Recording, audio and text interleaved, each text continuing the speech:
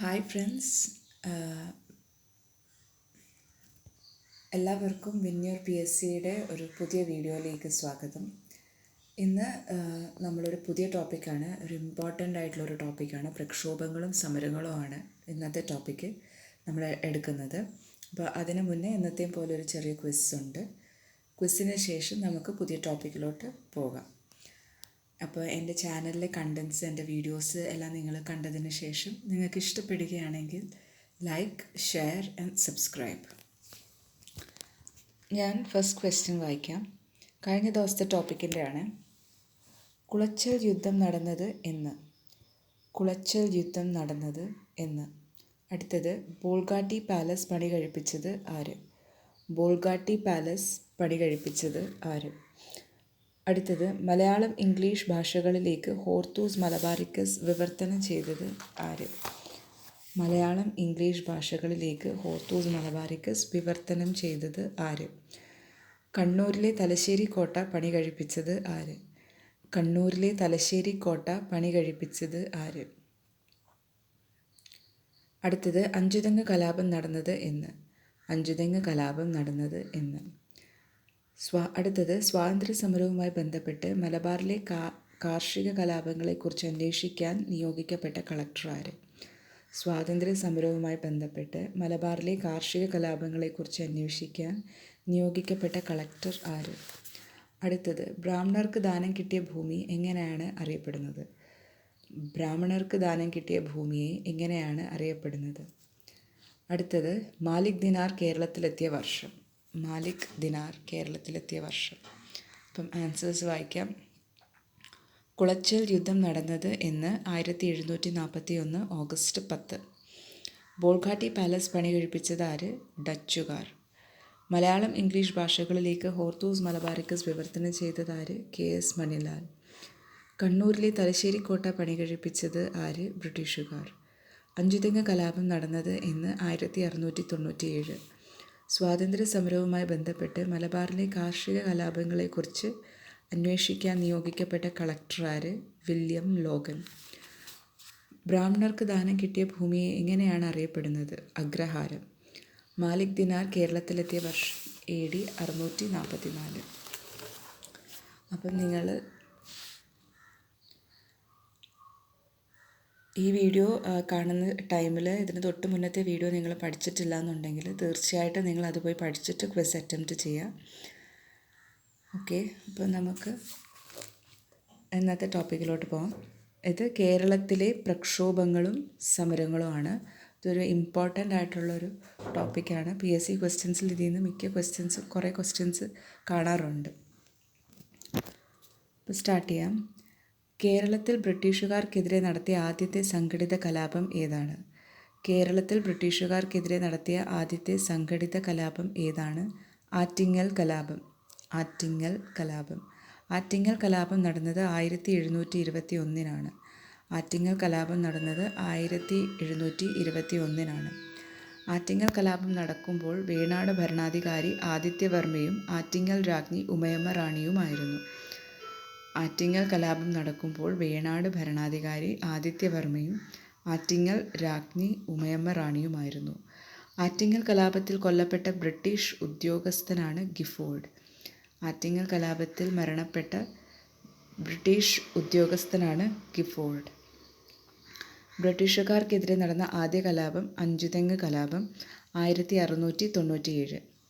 ബ്രിട്ടീഷുകാർക്കെതിരെ നടന്ന ആദ്യ കലാപം അഞ്ചുതെങ്ങ് കലാപം 1697. ബ്രിട്ടീഷുകാർക്കെതിരെ നടന്ന ആദ്യ സംഘടിത കലാപമാണ് ആറ്റിങ്ങൽ കലാപം 1721. ഇത് കൺഫ്യൂസ്ഡ് ആവരുത്. ബ്രിട്ടീഷുകാർക്ക് എതിരെ നടന്ന ആദ്യ കലാപം ഏതെന്ന് ചോദിച്ചാൽ അഞ്ചുതെങ്ങ് കലാപം. അത് 1697 നടന്നത്. ഇനി ബ്രിട്ടീഷുകാർക്കെതിരെ നടന്ന സംഘടിത കലാപമാണ് ആറ്റിങ്ങൽ കലാപം. അത് നടന്നത് 1721. കേരളത്തിൽ ഡച്ചുകാരുടെ ആധിപത്യത്തിന് അന്ത്യം കുറിച്ച യുദ്ധം. അപ്പം നമുക്ക് എല്ലാവർക്കും അറിയാം, കഴിഞ്ഞ ദിവസത്തെ വീഡിയോയിലും ഉണ്ടായിരുന്നു, കുളച്ചൽ യുദ്ധം. കേരളത്തിൽ ഡച്ചുകാരുടെ ആധിപത്യത്തിന് അന്ത്യം കുറിച്ച യുദ്ധം കുളച്ചൽ യുദ്ധം. പരാജയപ്പെടുത്തിയത് മാർത്താണ്ഡവർമ്മയാണെന്നും നമ്മൾ കഴിഞ്ഞ ദിവസത്തെ വീഡിയോയിൽ കണ്ടു. കുളച്ചൽ യുദ്ധം നടന്നത് 1741 ഓഗസ്റ്റ് 10-നാണ്. കുളച്ചൽ നിലവിൽ തമിഴ്നാട്ടിലാണ്. കുളച്ചൽ യുദ്ധം നടന്നത് 1741 ഓഗസ്റ്റ് 10-നാണ്. കുളച്ചൽ നിലവിൽ തമിഴ്നാട്ടിലാണ്. തിരുവിതാംകൂർ മഹാരാജാവായിരുന്ന മാർത്താണ്ഡവർമ്മയും ഡച്ചുകാരും തമ്മിലാണ് കുളച്ചൽ യുദ്ധം നടന്നത്. തിരുവിതാംകൂർ മഹാരാജാവായിരുന്ന മാർത്താണ്ഡവർമ്മയും ഡച്ചുകാരും തമ്മിലാണ് കുളച്ചൽ യുദ്ധം നടന്നത്. കുളച്ചൽ യുദ്ധത്തിൽ മാർത്താണ്ഡവർമ്മയോട് കീഴടങ്ങിയ ഡച്ച് കമാൻഡറാണ് ഡിലനോയ്. ഇതിനെ തുടർന്ന് മാർത്താണ്ഡവർമ്മ ഇദ്ദേഹത്തെ തിരുവിതാംകൂറിൻ്റെ സർവ്വസൈന്യാധിപനാക്കി. അപ്പം കുളച്ചൽ യുദ്ധത്തിൽ മാർത്താണ്ഡവർമ്മയോട് കീഴടങ്ങിയ ഡച്ച് കമാൻഡർ ആരെന്ന് ചോദിച്ചാൽ ഡിലനോയ്. ഇതിനെ തുടർന്ന് മാർത്താണ്ഡവർമ്മ ഇദ്ദേഹത്തെ തിരുവിതാംകൂറിൻ്റെ സർവ്വസൈന്യാധിപനാക്കി. അപ്പം കീഴടങ്ങിയ ഡച്ച് കമാൻഡർ ഡിലനോയ് കീഴടങ്ങിയത് കൊണ്ട് ഇതേ തുടർന്ന് മാർത്താണ്ഡവർമ്മ ഇദ്ദേഹത്തെ തിരുവിതാംകൂറിൻ്റെ സർവ്വസൈന്യാധിപനാക്കി. തിരുവിതാംകൂറിൻ്റെ സർവ്വസൈന്യാധിപനാകുന്ന ആദ്യ വിദേശിയും ഡിലനോയാണ്. തിരുവിതാംകൂറിൻ്റെ സർവ്വസൈന്യാധിപനാകുന്ന ആദ്യ വിദേശിയാണ് ഡിലനോയ്. വലിയ കപ്പിത്താൻ എന്നറിയപ്പെടുന്നത് ഡിലനോയ്. വലിയ ദിവാൻജി എന്നറിയപ്പെടുന്നത് രാജാ കേശവദാസ്. അപ്പം അത് തിരിയരുത്. വലിയ കപ്പിത്താൻ എന്നറിയപ്പെടുന്നത് ഡിലനോയ്. വലിയ ദിവാൻജി എന്നറിയപ്പെടുന്നത് രാജാ കേശവദാസ്. ഡിലനോയിയുടെ ശവകുടീരം സ്ഥിതി ചെയ്യുന്നത് കന്യാകുമാരിക്കടുത്തുള്ള ഉദയഗിരി കോട്ടയിലാണ്. ഡിലനോയിയുടെ ശവകുടീരം സ്ഥിതി ചെയ്യുന്നത് കന്യാകുമാരിക്കടുത്തുള്ള ഉദയഗിരി കോട്ടയിലാണ്. അപ്പം നമുക്ക് ഇത്ര ഒന്ന് നോക്കാം. കേരളത്തിൽ ബ്രിട്ടീഷുകാർക്കെതിരെ നടത്തിയ ആദ്യത്തെ സംഘടിത കലാപം ഏതാണ്? ആറ്റിങ്ങൽ കലാപം. ആറ്റിങ്ങൽ കലാപം നടന്നത് 1721-നാണ്. ആറ്റിങ്ങൽ കലാപം നടക്കുമ്പോൾ വേണാട് ഭരണാധികാരി ആദിത്യവർമ്മയും ആറ്റിങ്ങൽ രാജ്ഞി ഉമയമ്മ റാണിയുമായിരുന്നു. ആറ്റിങ്ങൽ കലാപത്തിൽ കൊല്ലപ്പെട്ട ബ്രിട്ടീഷ് ഉദ്യോഗസ്ഥൻ ഗിഫോർഡ്. ബ്രിട്ടീഷുകാർക്കെതിരെ നടന്ന ആദ്യ കലാപം അഞ്ചുതെങ്ങ് കലാപം 1697. ബ്രിട്ടീഷുകാർക്കെതിരെ നടന്ന ആദ്യ സംഘടിത കലാപം ആറ്റിങ്ങൽ കലാപം 1721. കേരളത്തിൽ ഡച്ചുകാരുടെ ആധിപത്യത്തിന് അന്ത്യം കുറിച്ച യുദ്ധം കുളച്ചൽ യുദ്ധം. കുളച്ചൽ യുദ്ധം നടന്നത് 1741 ഓഗസ്റ്റ് 10-നാണ്. കുളച്ചൽ നിലവിൽ തമിഴ്നാട്ടിലാണ്. തിരുവിതാംകൂർ മഹാരാജാവ് ആയിരുന്ന മാർത്താണ്ഡവർമ്മയും ഡച്ചുകാരും തമ്മിലാണ് കുളച്ചൽ യുദ്ധം നടന്നത്. കുളച്ചൽ യുദ്ധത്തിൽ മാർത്താണ്ഡവർമ്മയോട് കീഴടങ്ങിയ ഡച്ച് കമാൻഡറാണ് ഡിലനോയ്. ഇതിനെ തുടർന്ന് മാർത്താണ്ഡവർമ്മ ഇദ്ദേഹത്തെ തിരുവിതാംകൂറിൻ്റെ സർവ്വസൈന്യാധിപനാക്കി. തിരുവിതാംകൂറിൻ്റെ സർവ്വസൈന്യാധിപനാകുന്ന ആദ്യ വിദേശിയാണ് ഡിലനോയ്. വലിയ കപ്പിത്താൻ എന്നറിയപ്പെടുന്നത് ഡിലനോയ്. വലിയ ദിവാൻജി എന്നറിയപ്പെടുന്നത് രാജാ കേശവദാസ്. ഡിലനോയുടെ ശവകുടീരം സ്ഥിതി ചെയ്യുന്നത് കന്യാകുമാരിക്കടുത്തുള്ള ഉദയഗിരി കോട്ടയിലാണ്. അടുത്തത് വേലുത്തമ്പി ദളവ കുണ്ടറ വിളംബരം നടത്തിയത് എന്ന്. ഇനി കുറച്ച് കാര്യങ്ങൾ വേലുത്തമ്പി ദളവയെക്കുറിച്ചാണ് പറയുന്നത്. വേലുത്തമ്പി ദളവ കുണ്ടറ വിളംബരം നടത്തിയത് എന്ന് 1809. അപ്പോൾ 1800 കഴിഞ്ഞിട്ടാണ്. നമ്മുടെ ഇന്ത്യൻ സ്വാതന്ത്ര്യ സമരം നടക്കുന്നതിന് മുന്നേ ആയിരുന്നു ഈ ഒരു ഡേറ്റ്. അതായത് വേലുത്തമ്പി ദളവ കുണ്ടറ വിളംബരം നടത്തിയത് 1809. 1809 ജനുവരി 11-നാണ് കുണ്ടറ വിളംബരം പുറപ്പെടുവിച്ചത്. 1809 ജനുവരി 11-നാണ് കുണ്ടറ വിളംബരം പുറപ്പെടുവിച്ചത്. കുണ്ടറ വിളംബരത്തിലൂടെ ബ്രിട്ടീഷുകാർക്കെതിരെ പോരാടാൻ ജനങ്ങളെ ആഹ്വാനം ചെയ്ത തിരുവിതാംകൂർ ദിവാനാണ് വേലുത്തമ്പി ദളവ. അപ്പം തിരുവിതാംകൂറിൻ്റെ ദിവാനായിരുന്നു വേലുത്തമ്പി ദളവ. കുണ്ടറ വിളംബരത്തിലൂടെ ബ്രിട്ടീഷുകാർക്കെതിരെ പോരാടാൻ ജനങ്ങളെ ആഹ്വാനം ചെയ്ത തിരുവിതാംകൂർ ദിവാനാണ് വേലുത്തമ്പി ദളവ. വേലുത്തമ്പി ദളവയുടെ ജന്മസ്ഥലം കൽക്കുളം. വേലുത്തമ്പി ദളവയുടെ ജന്മസ്ഥലം കൽക്കുളം. കുണ്ടറ വിളംബരം പുറപ്പെടുവിച്ചത് കൊല്ലം ജില്ലയിലെ ഇളമ്പല്ലൂർ ദേവി ക്ഷേത്രത്തിൽ വെച്ചാണ്. കുണ്ടറ വിളംബരം പുറപ്പെടുവിച്ചത് കൊല്ലം ജില്ലയിലെ ഇളമ്പല്ലൂർ ദേവി ക്ഷേത്രത്തിൽ വെച്ചാണ്. എവിടെ വെച്ചിട്ടായിരുന്നു കുണ്ടറ വിളംബരം നടന്നത്? അത് കുണ്ടറ കൊല്ലത്താണ്. അപ്പം കൊല്ലം ജില്ലയിലെ ഇളമ്പല്ലൂർ ദേവി ക്ഷേത്രത്തിൽ വെച്ചാണ്. അവിട്ടം തിരുനാൾ ബാലരാമവർമ്മയുടെ ദിവാനായിരുന്നു വേലുത്തമ്പി ദളവ. അവിട്ടം തിരുനാൾ ബാലരാമവർമ്മയുടെ ദിവാനായിരുന്നു വേലുത്തമ്പി ദളവ. വേലുത്തമ്പി ദളവയുടെ യഥാർത്ഥ പേരാണ് വേലായുധൻ ചെമ്പകരാമൻ പിള്ള. വേലുത്തമ്പി ദളവയുടെ യഥാർത്ഥ പേരാണ് വേലായുധൻ ചെമ്പകരാമൻ പിള്ള. പത്തനംതിട്ട ജില്ലയിലെ മണ്ണടിയിൽ വെച്ചാണ് വേലുത്തമ്പി ദളവ ആത്മഹത്യ ചെയ്തത്. അപ്പം വേലുത്തമ്പി ദളവ ആത്മഹത്യ ചെയ്തത് പത്തനംതിട്ട ജില്ലയിലെ മണ്ണടിയിൽ വെച്ചാണ്. വേലുത്തമ്പി ദളവയുടെ സ്മാരകം സ്ഥിതി ചെയ്യുന്നതും മണ്ണടിയിലാണ്. വേലുത്തമ്പി ദളവയുടെ സ്മാരകം സ്ഥിതി ചെയ്യുന്നത് മണ്ണടി. അപ്പം ഇത്രയും വേലുത്തമ്പി ദളവയുടെ കുറച്ച് പോയിൻറ്റ്സ് ഒന്നുകൂടെ നോക്കാം. വേലുത്തമ്പി ദളവ കുണ്ടറ വിളംബരം നടത്തിയത് എന്ന് 1809. 1809 ജനുവരി 11 കുണ്ടറ വിളംബരം പുറപ്പെടുവിച്ചത്. കുണ്ടറ വിളംബരത്തിലൂടെ ബ്രിട്ടീഷുകാർക്കെതിരെ പോരാടാൻ ജനങ്ങളെ ആഹ്വാനം ചെയ്ത തിരുവിതാംകൂർ ദിവാനാണ് വേലുത്തമ്പി ദളവ. ജന്മസ്ഥലം കൽക്കുളം. കുണ്ടറ വിളംബരം പുറപ്പെടുവിച്ചത് കൊല്ലം ജില്ലയിലെ ഇളമ്പല്ലൂർ ദേവീക്ഷേത്രത്തിൽ വെച്ചാണ്. അപ്പോൾ ആരുടെ ദിവാനായിരുന്നു വേലുത്തമ്പി ദളവ. ആരുടെ ദിവാനായിരുന്നു? അവിട്ടം തിരുനാൾ ബാലരാമവർമ്മ. വേലുത്തമ്പി ദളവയുടെ യഥാർത്ഥ പേരാണ് വേലായുധൻ ചെമ്പകരാമൻ പിള്ള.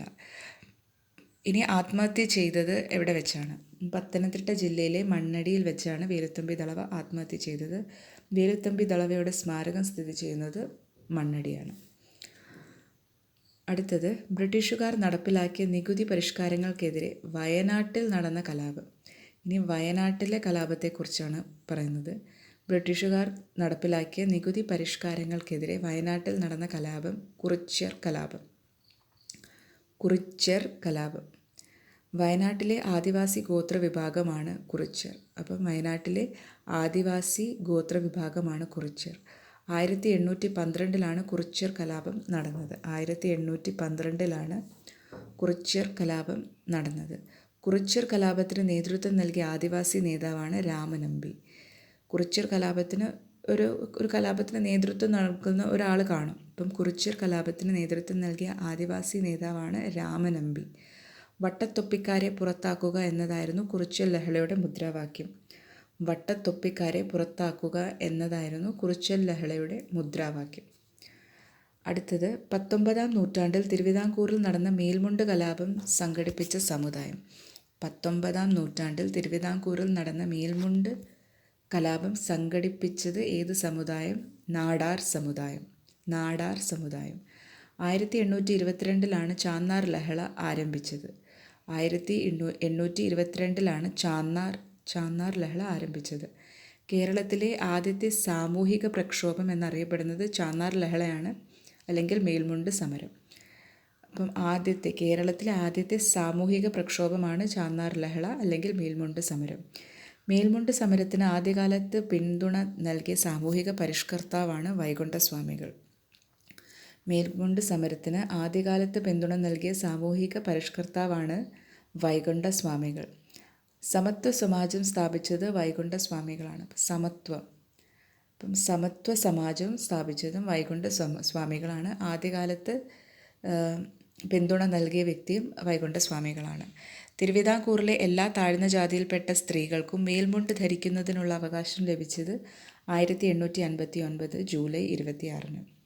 തിരുവിതാംകൂറിലെ എല്ലാ താഴ്ന്ന ജാതിയിൽപ്പെട്ട സ്ത്രീകൾക്കും മേൽമുണ്ട് ധരിക്കുന്നതിനുള്ള അവകാശം ലഭിച്ചത് 1859 ജൂലൈ 26. അപ്പോൾ ഇതെന്ന് പറയുന്ന ഈ ഡേറ്റ് എന്ന് പറയുന്നത് ഇന്ത്യൻ സ്വാതന്ത്ര്യ സമരം 1857, അതിന് ശേഷമാണ് ഈ അവകാശം തിരുവിതാംകൂറിലെ എല്ലാ താഴ്ന്ന ജാതിയിൽപ്പെട്ട സ്ത്രീകൾക്കും മേൽമുണ്ട് ധരിക്കുന്നതിനുള്ള അവകാശം ലഭിച്ചത്. അതായത് 1859 ജനുവരി 26. ഇത് പ്രഖ്യാപിച്ചത് തിരുവിതാംകൂർ രാജാവായ ഉത്രം തിരുനാൾ മാർത്താണ്ഡവർമ്മയാണ്. അപ്പം ഇത് പ്രഖ്യാപിച്ചത്, ഈ അവകാശം കിട്ടിയെന്നുള്ളത് പ്രഖ്യാപിച്ചത് തിരുവിതാംകൂർ രാജാവായ ഉത്രം തിരുനാൾ മാർത്താണ്ഡവർമ്മയാണ് ഇത് പ്രഖ്യാപിച്ചത്. നമുക്ക് ഈ രണ്ട് ലഹളകളെക്കുറിച്ച് ഒന്നുകൂടെ നോക്കാം. ബ്രിട്ടീഷുകാർ നടപ്പിലാക്കിയ നികുതി പരിഷ്കാരങ്ങൾക്കെതിരെ വയനാട്ടിൽ നടന്ന കലാപം കുറിച്യർ കലാപം. വയനാട്ടിലെ ആദിവാസി ഗോത്ര വിഭാഗമാണ് കുറിച്യർ. 1812 കുറിച്യർ കലാപം നടന്നത്. കുറിച്യർ കലാപത്തിന് നേതൃത്വം നൽകിയ ആദിവാസി നേതാവാണ് രാമനമ്പി. വട്ടത്തൊപ്പിക്കാരെ പുറത്താക്കുക എന്നതായിരുന്നു കുറിച്യർ ലഹളയുടെ മുദ്രാവാക്യം. 19-ാം നൂറ്റാണ്ടിൽ തിരുവിതാംകൂറിൽ നടന്ന മേൽമുണ്ട് കലാപം സംഘടിപ്പിച്ച സമുദായം നാടാർ. 1822 ചാന്നാർ ലഹള ആരംഭിച്ചത്. കേരളത്തിലെ ആദ്യത്തെ സാമൂഹിക പ്രക്ഷോഭം എന്നറിയപ്പെടുന്നത് ചാന്നാർ ലഹളയാണ്, അല്ലെങ്കിൽ മേൽമുണ്ട് സമരം.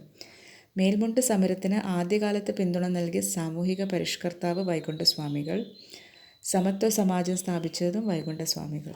തിരുവിതാംകൂറിലെ എല്ലാ താഴ്ന്ന ജാതിയിൽപ്പെട്ട സ്ത്രീകൾക്കും മേൽമുണ്ട് ധരിക്കുന്നതിനുള്ള അവകാശം ലഭിച്ചത് 1859 ജൂലൈ 26-നാണ്. ഇത് പ്രഖ്യാപിച്ചത് തിരുവിതാംകൂർ രാജാവായ ഉത്രം തിരുനാൾ മാർത്താണ്ഡവർമ്മയാണ്.